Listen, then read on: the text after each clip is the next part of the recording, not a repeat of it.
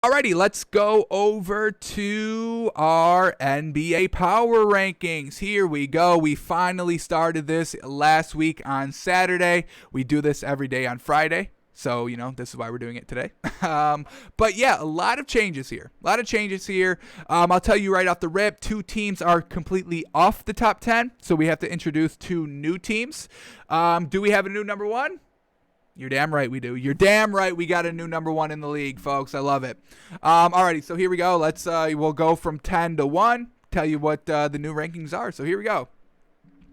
Number 10, let's tell you what the power rankings were coming into this week. If you're not watching, here we go. 10, Celtics at 10, Nets at 9, Bucks at 8, Warriors at 7, Hawks at 6, Suns at 5, Jazz at 4, 76ers at 3, Clippers at 2, Lakers at 1. That was the power rankings coming into this week, into today. All right, so here we go. New number 10 team. No longer the Celtics, but they will be moving up. Well, you'll have to just see. But the new number 10 team is going to be the Hawks. You see they're dropping down a tad, starting at 6 going into this week, dropping down to number 10. All right, what have they done since last Saturday, since we ranked them? Well, they went... Where are these Hawks at? They went 1-2. They beat the Clippers. Good win there. But they lost against the Bucks when they didn't have, Clint Capella and Trae Young. That's kind of why we're big on the Hawks. So, we can kind of excuse that loss. And then they were very, very close to beating the Nets. I mean, they went into overtime and only lost by 4. So, great showing there. But, I mean, this team is really kind of dependent on Trae Young and Clint Capella heavily, very heavily. So we're not going to kick the Hawks out of the top 10 just quite yet. We'll drop them down a little bit. I still like what they do. I mean, when they're fully healthy, I mean, folks, they're great. Trae Young's great, and Clint Capella's down low is great. They're almost unstoppable. I mean, they went toe-to-toe with the Nets. That's real great there. Going against one of the most superstar, talented teams, one of the more emerging teams, talked about teams in the league, and still able to go into overtime and be very, very close to beating them. So we give them a lot of credit for beating them, but it's really just I'm not really seeing any great production from their other starters, their bench players, their role players. I'm not seeing any real great value. So this team, they're great when everybody's healthy, when Clint Capella and Trae Young are healthy and playing, but other than that, that's really all they are. And they're great. They're great together. They're super great together. Don't get me wrong, but that's really all they are, unfortunately.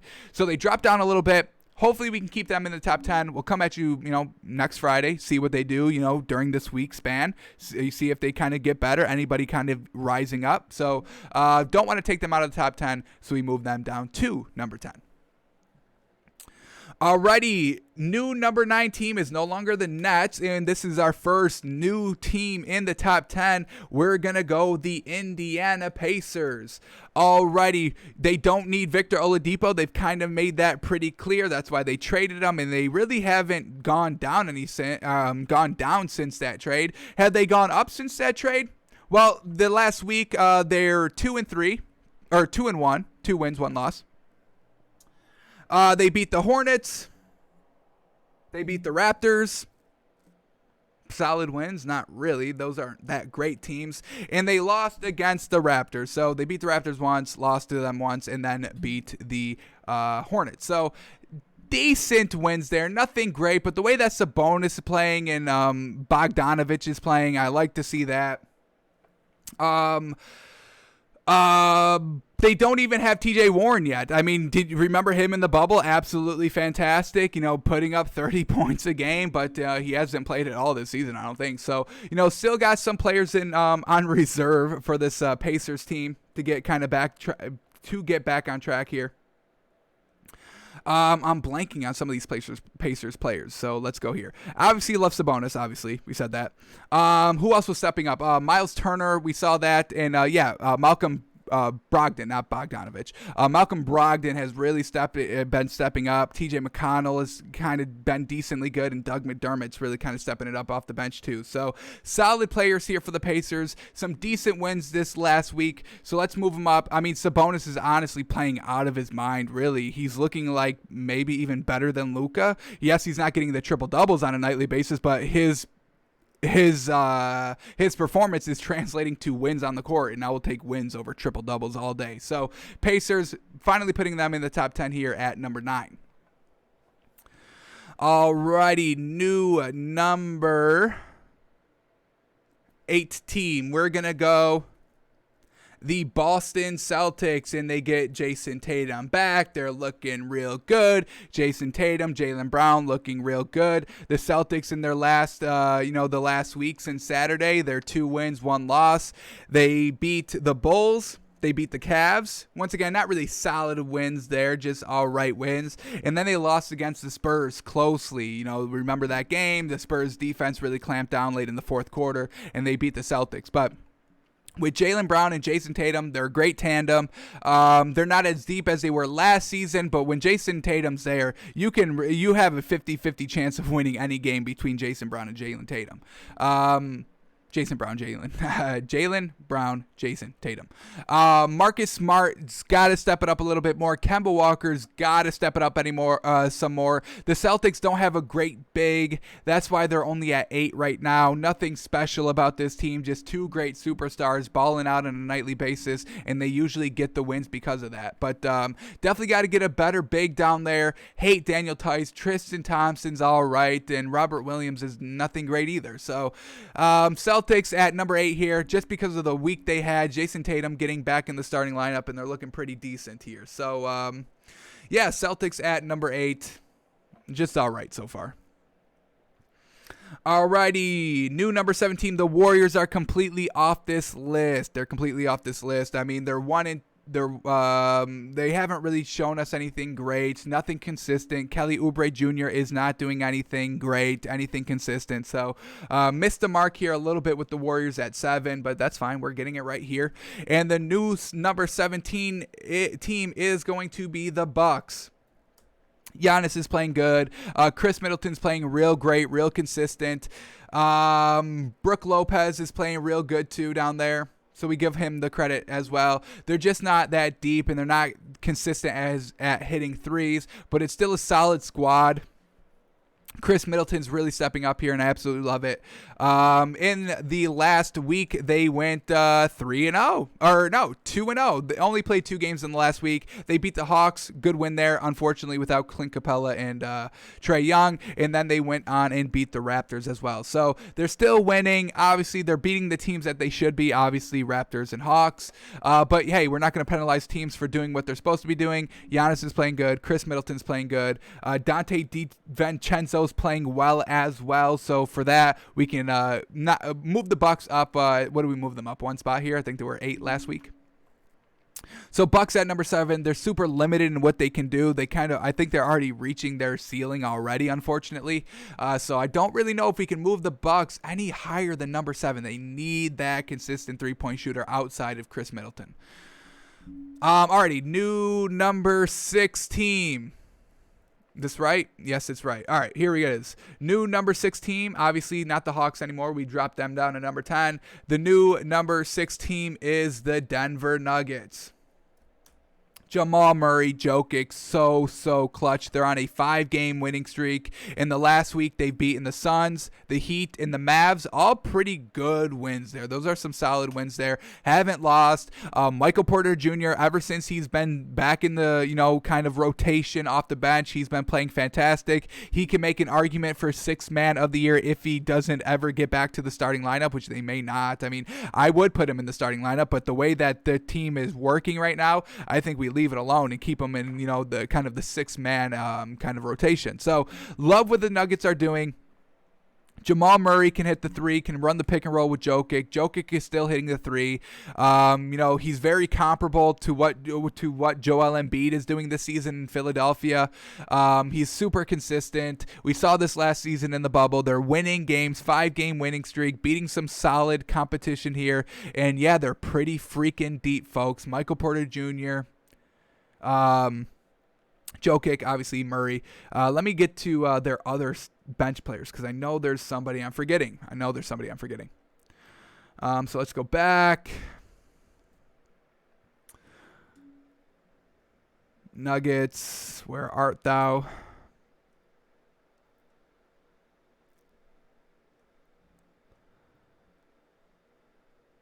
Are we just missing them, or are we just not seeing them? Nuggets, come on. They haven't played in, what, a week? What's going on here? Nuggets. Here we go, finally.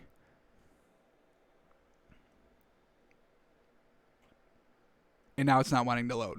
Bring it up. Here we go. All right. Paul Millsap, yes, doing very good. Very good, beef down low for the starters. Monte Morris, JaMychal Green, that's who we're forgetting off the bench. So, and then Bobo's still not even playing. How crazy, folks. This team is so freaking deep. They're so deep. They're so good. They're consistent. Everybody's getting it done. We love the Nuggets. Big on the Nuggets. So we move them back, or we move them to the top 10, and we move them all the way up to number 6 because of it.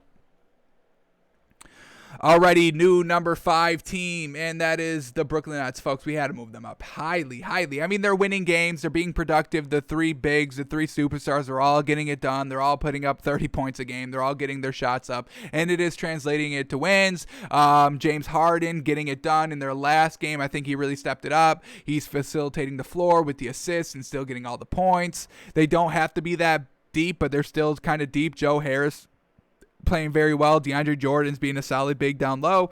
So, I mean, as long as you've got, the big 3, they're going to be winning games, and they are winning games and consistently putting up the points. So this Nets is starting to look starting to take form of this dangerous Nets team that everybody's been foreseeing and predicting what will happen when you get these 3 giant superstars, Durant, Irving, and James Harden all together, and they're finally starting to get it figured out. I mean, they just needed a couple games under their belt, folks. I mean, that's natural, that's understandable, and now it's getting to the point where they're almost unstoppable. They're almost getting to that point.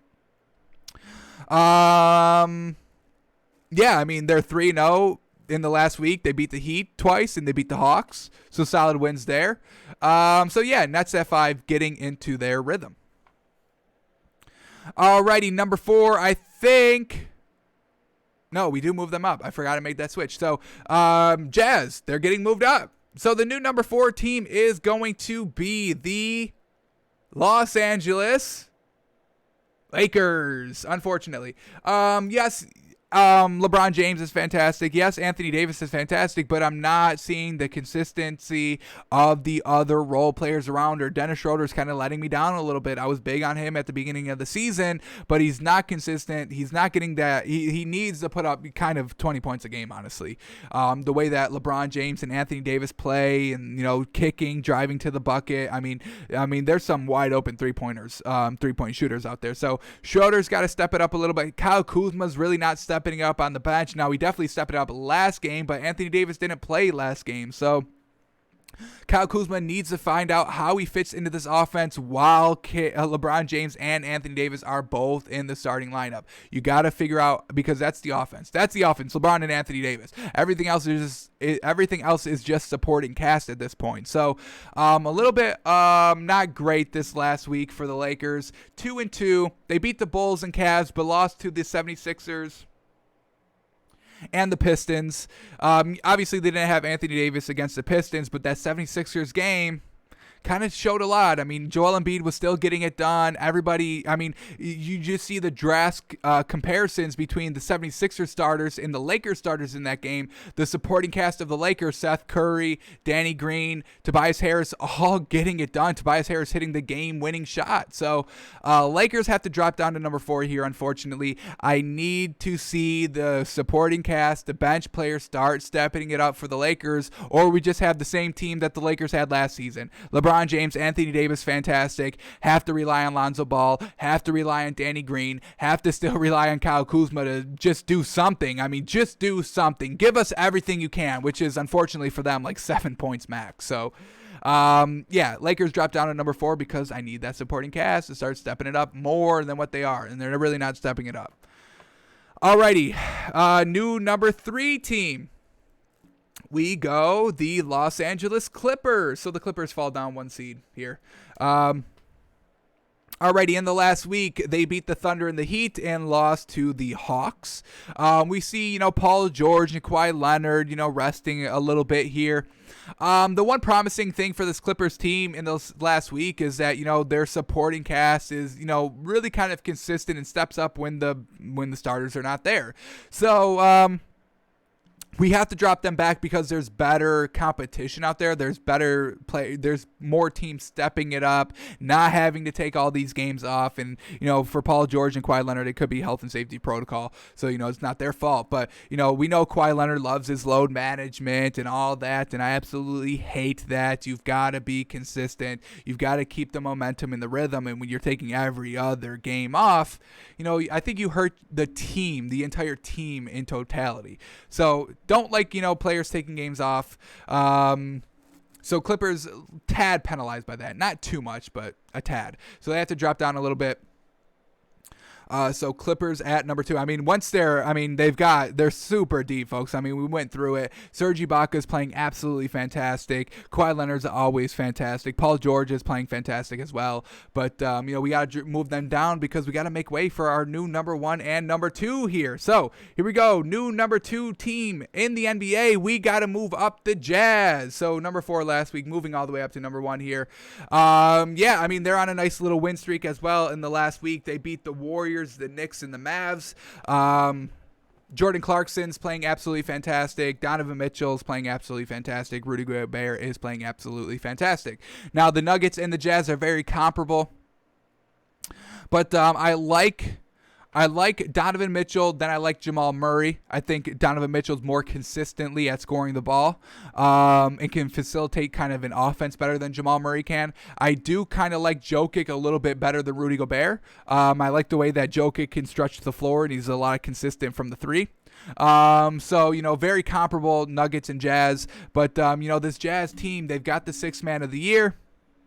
Rudy Gobert is just eating the glass every game. You can't stop him down low. Pretty decent defender, down low. Really can't, defend the 3. That's kind of where, Jokic beats him and Embiid beats him a little bit.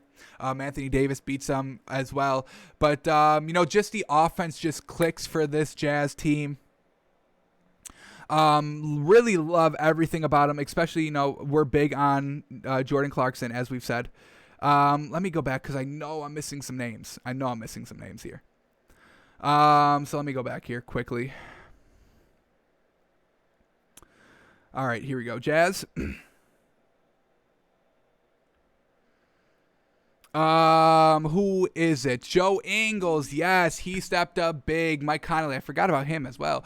Mike Conley's always consistent, but Joe Ingles, this is right. He really impressed me because Donovan Mitchell sat out of the Dallas Mavericks game, and Joe Ingles comes in and, is flawless. So they're kind of deep like the Nuggets. I think they're just kind of better, though. Their starters are a little bit better. Love what the Jazz are doing. I think they're on like an 8-game winning streak. It's absolutely fantastic what they're doing. So very, very good for the Jazz. Real nice little jump here from 4 to 2. So Jazz at number 2. And then our new number 1 team is the 76ers. Yes, sir. This starting lineup is so good. They're consistent. They can hit the 3. They got the defender in Ben Simmons. They got the beef down low with Joel Embiid. The supporting cast is decent. Dwight Howard's all right. Big down low. So not bad there. And then they went and beat the Lakers. That was probably the most impressive win in the last week. They beat the Lakers, and they beat the Pistons, and they also lost to the Pistons once in the last week. So 2-1. Beating the Lakers was fantastic. And just really the big thing was just the clutchness of their supporting cast. Tobias Harris hitting the game winner. That's what the Lakers were missing, and the 76ers have it. They got the beef down low with just Joel Embiid, and they've got, the clutch ice in your veins shooters with Seth Curry. And Tobias Harris hitting the game winner. Danny Green, he is having decent success here. I think he's playing better than what he did last year with the Lakers, so, let's give it up for him. But yeah, 76ers at number 1. Joel Embiid, they got the MVP. Their starting roster is absolutely clutch, absolutely magnificent. They're first in the East. Well done there. 76ers beating the Lakers, that was a huge win. Getting it done, losing the lead. Really controlling the game throughout the entire game. They led basically the entire game. Lakers got the lead late in the 4th quarter, and then the clutchness of Tobias Harris. That's why we're having the Lakers climb all the way up to, or the 76ers having the climb all the way up to number 1, really because of their performance against the Lakers. When you're going against the best teams in the league, you've got to all be on, and they were all on for that game. So 76ers at 1 because of that, really. Alrighty, so this is our NBA power rankings going into next week, folks. For this week, Hawks at 10, Pacers at 9, Celtics at 8, Bucks at 7, Nuggets at 6, Nets at 5, Lakers at 4, Clippers at 3, Jazz at 2, and 76ers at 1. Yeah. Alrighty. So yeah, Suns, Warriors, they probably won't be back in the top 10 for a while. We really got to see them start to turn things around. Kelly Oubre Jr., please be more consistent. Suns, they're really right on the verge. Unfortunately, they didn't have Devin Booker for the last week, and they were still competitive and, being very good. So they would probably be at number 11 right now, the Suns. So they can definitely get back in. No worries there. Yeah, definitely no worries there. Who else is outside looking in? Let's quickly do this. Outside looking in, definitely the Suns. We still got the we have Hawks at number 10, so not them. Spurs definitely outside looking in. I want to buy them a little bit heavy as well. Blazers can easily get in the top 10 once CJ McCollum comes back, so they'll be fine. And this Rockets team, I mean, watch out for them. They can definitely creep up inside this top 10 as well. Now that Oladipo and John Wall are both playing together, they made it work this week, and I absolutely loved it. So, they would probably be number 11. Maybe the Suns at 12, Rockets at 11. Maybe Spurs at 13. But, we'll be back next week for our next power rankings, seeing where we got to move teams.